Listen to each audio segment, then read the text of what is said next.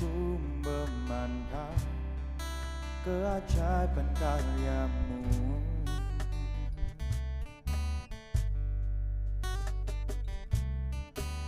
Sungguh, siapakah aku ini yang engkau hargai dan cintai?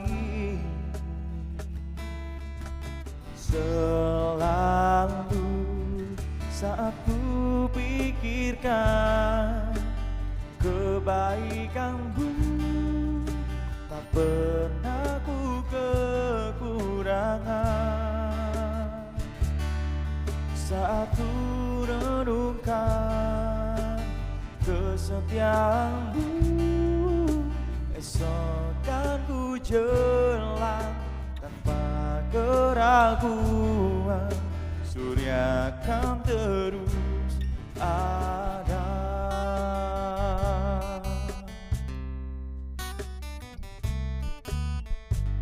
Oh, saat mataku memandang keajaiban karyamu,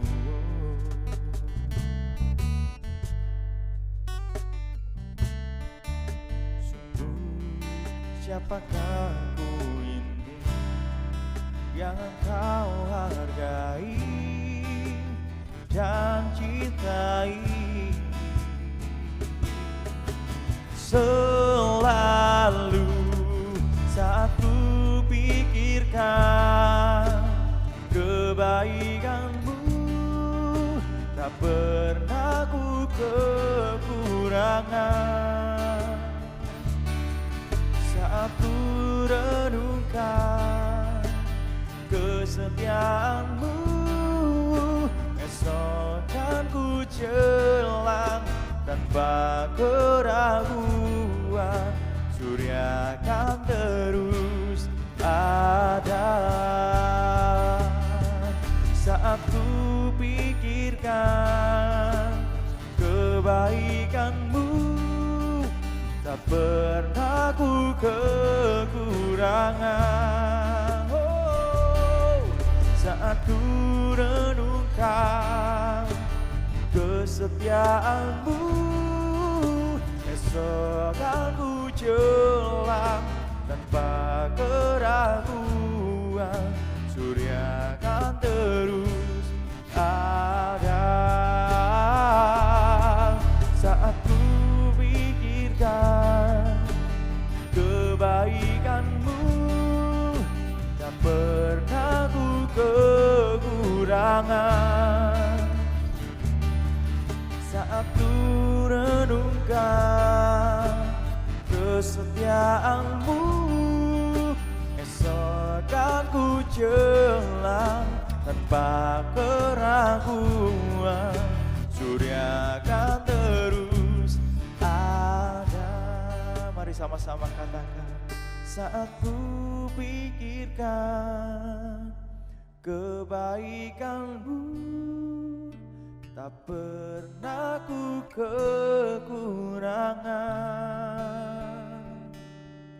Saat ku renungkan kesetiaanmu, esok kan ku jelang tanpa keraguan, surya kan terus ada. Esok kan ku jelang tanpa keraguan, surya kan terus ada. Oh, esok kan ku jelang tanpa keraguan, surya kan terus ada.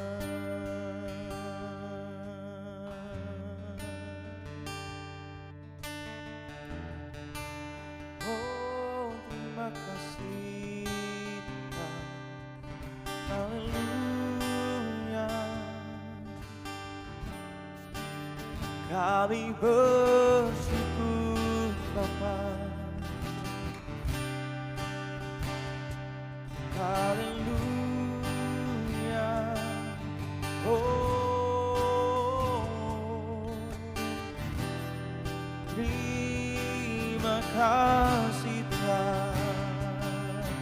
haleluya. Terima kasih, terima kasih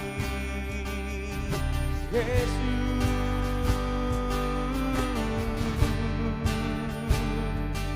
Haleluya.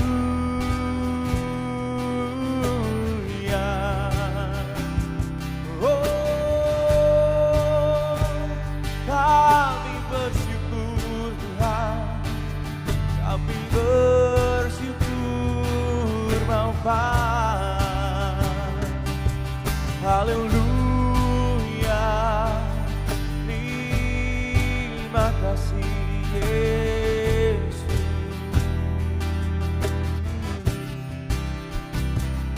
Kami bersyukur sama Engkau baik, Kau cukupkan setiap kami, Kau sediakan semuanya.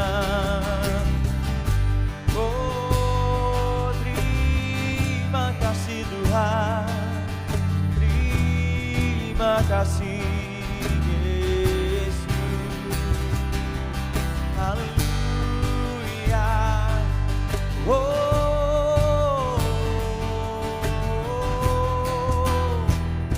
kami bersyukur Tuhan, kami bersyukur.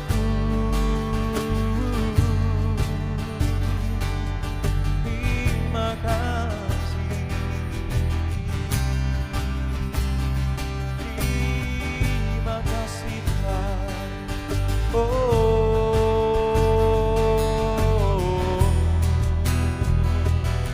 haleluya.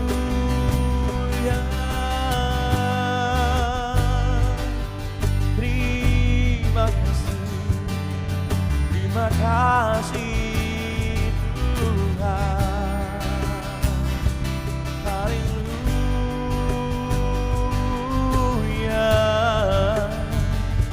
Oh, terima kasih. Kami mau bersyukur sebab Engkau baik Bapa. Haleluya.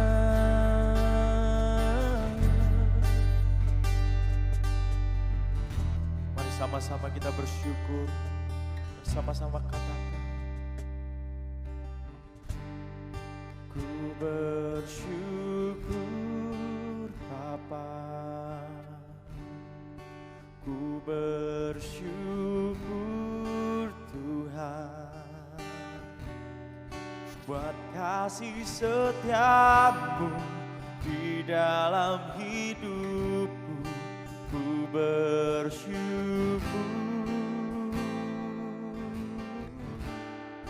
ku bersyukur Bapa, ku bersyukur Tuhan,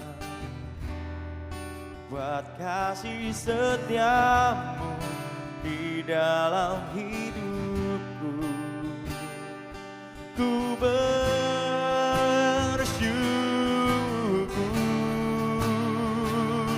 Tuhan, ku bersyukur Bapa, kami bersyukur. Oh, buat kasih setiamu di dalam hidupku. Ku bersyukur, ku bersyukur Bapa, ku bersyukur Tuhan, buat kasih setiamu di dalam hidupku. Ku bersyukur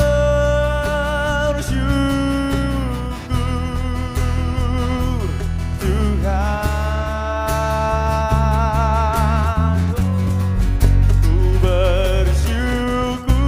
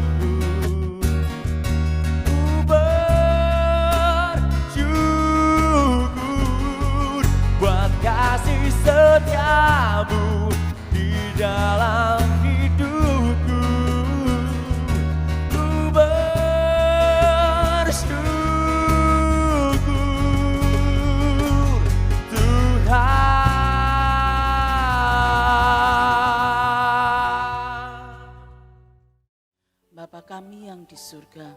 Dikuduskanlah namamu, datanglah kerajaanmu, jadilah kehendakmu di bumi seperti di surga. Berikanlah kami pada hari ini makanan kami yang secukupnya, dan ampunilah kami akan kesalahan kami, seperti kami juga mengampuni orang yang bersalah kepada kami. Dan janganlah membawa kami ke dalam pencobaan, tetapi lepaskanlah kami daripada yang jahat, karena Engkaulah yang empunya kerajaan dan kuasa dan kemuliaan sampai selama-lamanya. Amin. Puji nama Tuhan, saudara sekalian, pagi ini kita boleh bertemu kembali melalui firman Allah. Oleh karena itu, mari kita camkan firman Allah ini supaya kita tetap kuat di dalam Yesus. Situasinya memang tidak banyak memberi harapan seperti ini. Bagaimana kita tahu bahwa diberitakan seluruh dunia, negara-negara besar, kecil, dan sebagainya, itu sekarang sedang kebingungan untuk bagaimana supaya wabah ini bisa berhenti. Dan ini sesuatu yang cukup mengerikan untuk saat seperti ini. Itulah sebabnya banyak orang kemudian berpikir dan bertanya-tanya, apakah ini merupakan tanda-tanda dari akhir semuanya ini, atau akhir zaman.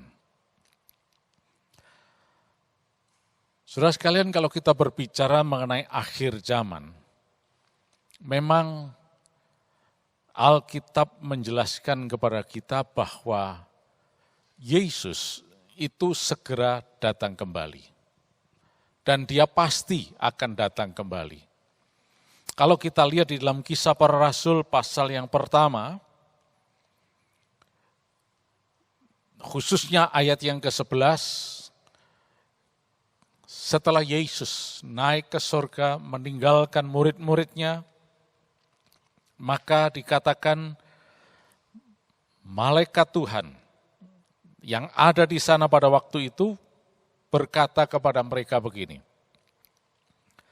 "Hai orang-orang Galilea, mengapakah kamu berdiri melihat ke langit? Yesus ini yang terangkat ke surga meninggalkan kamu, akan datang kembali dengan cara yang sama seperti kamu melihat dia naik ke surga." Memang jelas sekali di sini dikatakan bagaimana Yesus itu akan datang kembali. Dan ini pasti, firman Allah tidak pernah salah. Dan firman Allah tidak pernah mengingkari janjinya. Firman Allah pasti akan digenapi. Akan tetapi kita tahu bahwa waktu dan saatnya itu tidak ada seorang pun yang tahu. Itu sebabnya kalau ditanya apakah ini tanda akhir zaman, sebagai manusia kita cuma bisa menduga mungkin saja. Karena Alkitab memang tidak memberikan the exact time, waktu yang tepat. Yang Tuhan Yesus katakan hanyalah ini, yaitu kalau kita lihat di dalam Matius ya, pasal yang ke-25, ayat yang di dalam Matius pasal 25, Tuhan Yesus jelas sekali menjelaskan kepada kita setelah dia menjelaskan mengenai perumpamaan 10 anak dara, yang 5 pintar dan yang 5 bodoh itu, ternyata kemudian Tuhan Yesus ingin menjelaskan kepada kita semua bahwa apa sebetulnya yang harus kita lakukan dan menjadi respons kita. Di dalam ayat 13 itu dikatakan, karena itu berjaga-jagalah, sebab kamu tidak tahu akan hari maupun akan saatnya. Nah, inilah yang Yesus pesankan untuk kita. Dan inilah yang relevan untuk kita. Inilah yang penting untuk kita. Selebihnya itu tidak penting untuk kita. Andai kata penting untuk kita, pasti Yesus akan menunjukkannya. Karena kita tahu bahwa segala sesuatu yang disampaikan oleh Tuhan Yesus, itu selalu adalah sesuatu yang relevan untuk kita dan penting untuk kita. Ketika Tuhan Yesus katakan berjaga-jagalah, maka ini adalah sesuatu yang penting untuk kita. Dan itu sangat relevan. Menjelang kedatangan Yesus yang kedua, di mana sudah dijanjikan dan pasti itu akan terjadi, dan akhir zaman akan tiba, dan jelas sekali kita tahu kalau kita berbicara mengenai akhir zaman atau kedatangan Yesus yang kedua kali, maka sejak dari kisah para rasul itu sampai sekarang yang sudah berjalan 2000 tahun lebih, berarti jelas semakin dekat. Sedekat apa? Tidak ada seorang pun yang tahu karena Yesus katakan, kamu tidak tahu akan hari maupun akan saatnya. Dan kita tidak perlu cari tahu, karena ini bukan sesuatu yang penting dan relevan. Loh, mungkin saudara akan mengatakan, bukankah ini sesuatu yang penting? Dalam segala hal kita kan harus punya schedule, punya jadwal, punya kepastian, kapan jam berangkatnya, bahkan menitnya, kalau perlu detiknya. Kita tahu bahwa ketika seseorang hendak melakukan perjalanan, khususnya itu melalui transportasi udara atau dengan pesawat terbang, maka mau tidak mau jam menitnya itu harus betul-betul sesuai. Jam menitnya harus betul-betul tepat. Malah seringkali kadang-kadang saya berpikir, lah ya pesawat ini berangkat, kok jamnya itu nanggung. Artinya itu begini, ada pesawat berangkat jam 00.20. Nah, jam 00.20 ini berarti tengah malam lewat 20 menit, yaitu jam 12 malam atau jam 24 lebih 20 menit. Itu sebabnya dituliskan 00.20. Kok enggak dipaskan saja jam 00 atau jam 12 malam tepat, midnight, tengah malam, atau jam 24. Ya, itu terserah mereka karena mereka yang membuat schedule seperti itu. Dan kadang-kadang bahkan jadwal-jadwal seperti ini kadang-kadang bisa membuat kalau kita tidak berhati-hati itu bisa mengalami masalah. Seperti contoh jam berangkat pesawat jam 00.20. Nah, ini kita tahu bahwa jam 00 jangankan 20, 00.01 saja itu sudah hari yang baru. Andai kata tanggal 1 misalnya. Maka 00 titik sekian itu berarti tanggal 2 sudah. Nah, jadi ya tidak sedikit orang yang salah lihat. Dia lihat, wah berangkatnya tanggal 1, jam 00.20.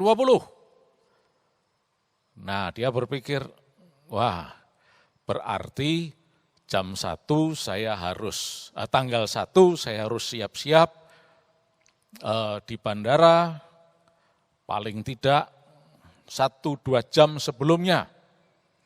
Nah, jadi dia akan tiba di bandara pada jam kira-kira ya jam 10, setengah 11 malam, tanggal 1. Sambil menunggu jam 00.20 di mana dia akan berangkat. Tapi apa yang terjadi? Tanggal 1 jam 10-an, dia pikir saya sudah cukup pagi ini. Cukup awal, saya akan melakukan check-in dan sebagainya. Tapi ketika berada di depan counter, check-in counter, maka pegawai mengatakan, loh Pak, maaf, ini sudah lewat Pak, kemarin berangkatnya. Loh, bukankah ini tanggal 1? Iya, tapi tanggal 1 jam 10 malam, jam 22 malam. Padahal berangkatnya tanggal 1 jam 00. Loh, maksudnya apa?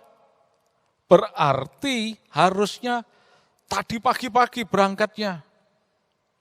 Wah, loh ini kan jam 00.20. Iya, tapi itu tanggal 2. Nah, saudara sekalian, kita lihat bahwa jam, bahkan sampai menitnya pun itu harus dipastikan tanggalnya dan sebagainya.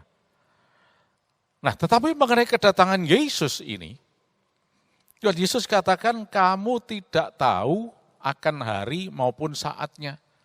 Tanggalnya enggak tahu, jamnya juga enggak tahu. Tidak ada seorang pun yang tahu. Wah, ini virus corona merajalela di seluruh dunia. Mungkin ini tanda-tanda akhir zaman dan sebagainya. Mungkin. Tapi tidak ada seorang pun yang bisa memastikannya. Karena firman Allah berkata tidak ada yang tahu. Oleh karena itu, seperti firman Allah katakan ini, maka ini tidak perlu dipikirkan. Karena itu tidak relevan untuk kita. Yang harus kita pikirkan adalah berjaga-jaga, seperti kata Yesus. Karena itu berjaga-jagalah. Nah, jadi dalam hal ini mari kita memenuhi apa yang menjadi bagian kita, porsi kita. Mengenai jamnya, tanggalnya, waktunya, itu bukan bagian kita. Sebab mungkin kalau kita diberitahu tanggal dan jamnya sekalipun, mungkin juga tidak banyak pengaruh bagi kita. Tetapi yang Tuhan Yesus mau adalah berjaga-jaga. Berjaga-jaga itu berarti kita siap sedia kapanpun waktunya akan datang. Andai kata nanti siang, dari saat ini saya sudah siap. Andai kata bulan depan sekalipun, saat ini saya sudah siap. Andai kata tahun depan sekalipun, saat ini saya sudah mempersiapkan diri. Nah, inilah berjaga-jaga. Kita tahu bahwa nampaknya memang waktunya sudah tidak banyak. Iblis tahu ini, itu sebabnya dia bekerja keras. Seperti dikatakan di dalam Wahyu pasal yang ke-12, ayat 12 itu, bagaimana iblis tahu bahwa waktunya sudah singkat. Waktunya tidak banyak lagi. Itu sebabnya iblis berusaha bekerja keras untuk membinasakan manusia. Itulah sebabnya Tuhan Yesus katakan berjaga-jaga. Berjaga-jaga ini meliputi beberapa aspek penting. Aspek yang utama adalah mempersiapkan diri kita untuk berjumpa dengan Yesus, Juru Selamat kita. Tuhan yang ajaib. Berjaga-jaga sehingga ketika Tuhan itu datang, Yesus itu tiba, kita dalam keadaan yang siap sedia. Kembali kepada Matius tadi ayat 25, pasal 25, kalau kita lihat mulai ayat yang pertama, itu diceritakan mengenai 5 gadis yang pandai dan 5 gadis yang bodoh. Kenapa dibedakan antara pandai dan bodoh? Karena yang pandai ini berjaga-jaga, yang bodoh tidak berjaga-jaga. Berjaga-jaga mereka, yaitu mereka mempersiapkan diri dengan baik, yaitu dengan persiapan minyak untuk lampu mereka. Kita tahu bahwa pada masa itu, pada zaman Alkitab, terang atau lampu itu menggunakan nyala api yang dinyalakan dengan minyak.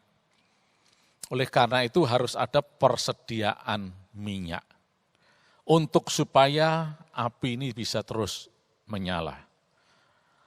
Nah, gadis yang pandai ini, 5 gadis yang pandai dicatat di sana, mereka mempunyai cadangan minyak, ada persiapan.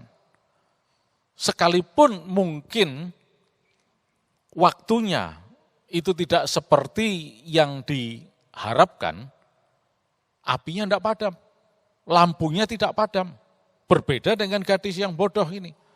Karena mereka tidak mempersiapkan apa-apa, tidak ada cadangan minyak di sana, maka ya pada saatnya tiba, lampunya sudah tidak punya supply minyak lagi dan segera padam.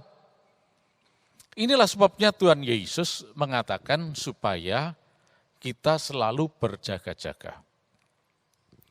Marilah dalam hidup ini kita berjaga-jaga, mempersiapkan diri, seperti dalam perumpamaan ini ada minyak. Biarlah persiapan kita itu betul-betul satu persiapan yang memadai. Sehingga ketika Yesus datang, kita dalam keadaan siap. Siap dalam hal kekudusan kita. Sebab Yesus adalah Allah yang kudus. Dia tidak bisa melihat ketidakkudusan. Ketika kita berada di dalam kondisi tidak kudus, kita masih hidup dalam dosa, maka jangan harap kita disebut berjaga-jaga. Kita akan tertinggal. Oleh karena tetap jaga kekudusan, hidup dalam kekudusan. Berjaga-jaga itu berarti selalu waspada, menantikan kedatangan Yesus, menantikan tibanya hari itu. Bukan lengah, tertidur, santai dan sebagainya.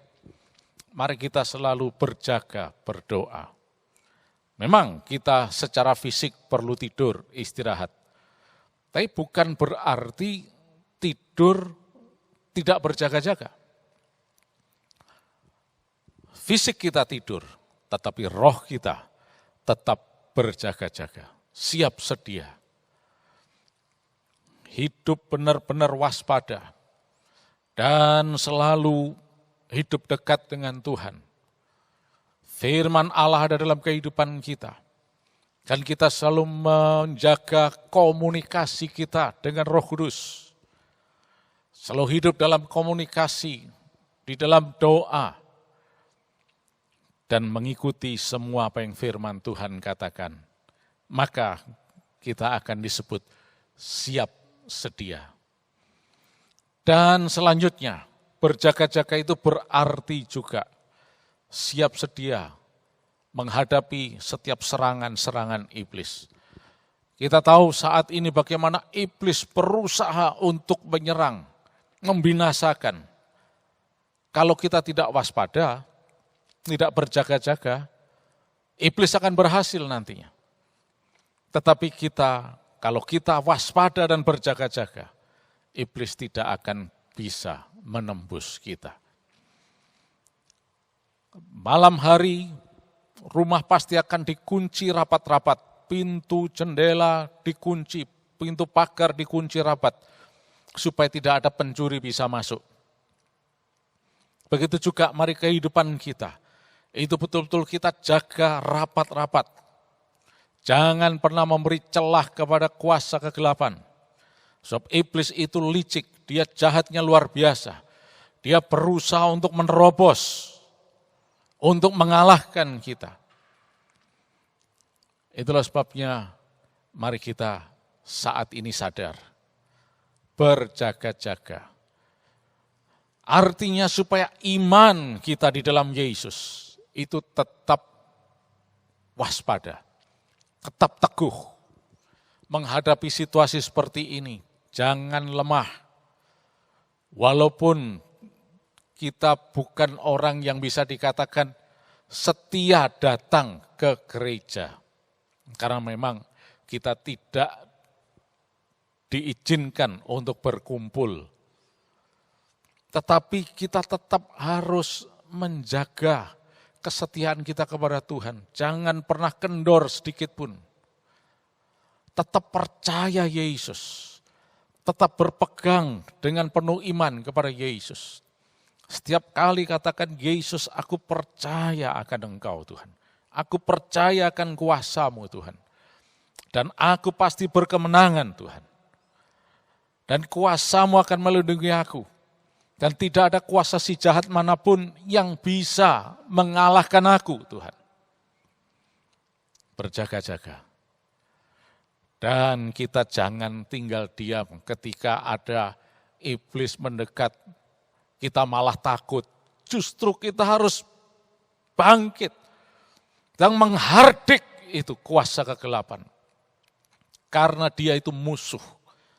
Kita tidak boleh memberi kesempatan kepada musuh. Tapi biar kita katakan di dalam nama Yesus, hai setan, kamu tidak punya hak di sini. Aku perintahkan engkau enyah dalam nama Yesus. Dan setiap pekerjaanmu dihancurkan dalam nama Yesus. Nah, saudara sekalian, itulah yang terpenting bagi kita. Seperti apa yang Tuhan Yesus katakan, berjaga-jagalah.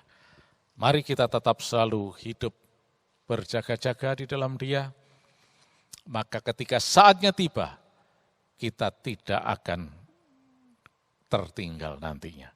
Tapi kita akan bersama-sama dengan Yesus masuk dalam kekekalan untuk selama-lamanya. Puji nama Tuhan. Terima kasih Tuhan, Kau Allah yang baik untuk kami. Sepanjang hari ini biar setiap orang yang mengikuti firman Tuhan ini sehat, diberkati berkelimpahan.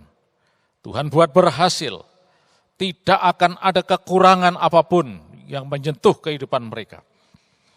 Dan kuasa darah Yesus akan melindungi, menjauhkan dari segala gangguan bahaya apapun.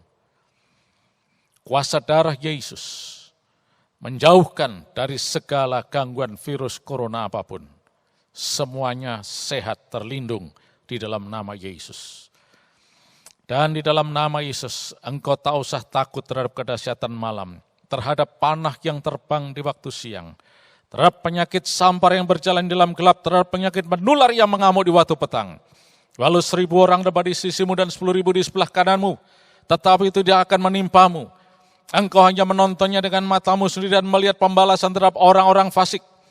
Sebab Tuhan ialah tempat pelindunganmu, yang maha tinggi telah kau buat tempat perteduhanmu.